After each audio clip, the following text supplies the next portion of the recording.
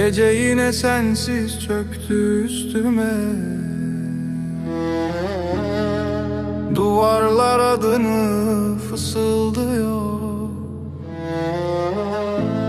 Ben sustukça içim ağlıyor. Bir tek yokluğun konuşuyor. Camda yağmur, içimde sen. Bu şehir sensiz çok erken. Saatler durmuş gittiğin yerde, ben hala son hoşça kaldayım. Yastığımda kalan kokunla her gece biraz ölür oldum. Bir fotoğraf düşer elimden, ben yine sana savruldum. Dön desem kırılır mı gururun? Ben zaten paramparçayım. Bir senden vazgeçemedim, kendimden çoktan vazgeçtim. Gözlerim yolunda, belki bir gün dönersin diye. Kapımı rüzgara kilitlemedim, içimde hala sen diye.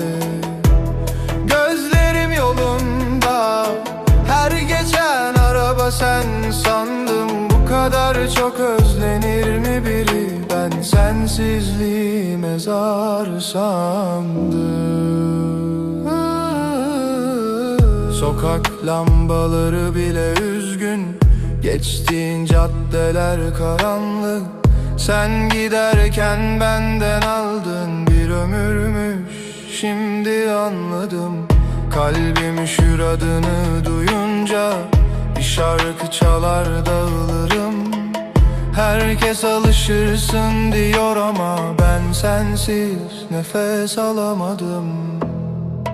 Eğer bir gün geri dönersen, beni bıraktığın yerde bulamazsın. Çünkü ben seni beklerken yavaş yavaş yok oldum. Gözlerim yolunda, bir umut kapında yaşadım. Sen mutlu ol diye sustum, ben içimden sessizce ağladım. Gözlerim yolunda, belki son kez dön diye. Bu kalp seni severken öldü ama yine de gitme diye çarptı seninle.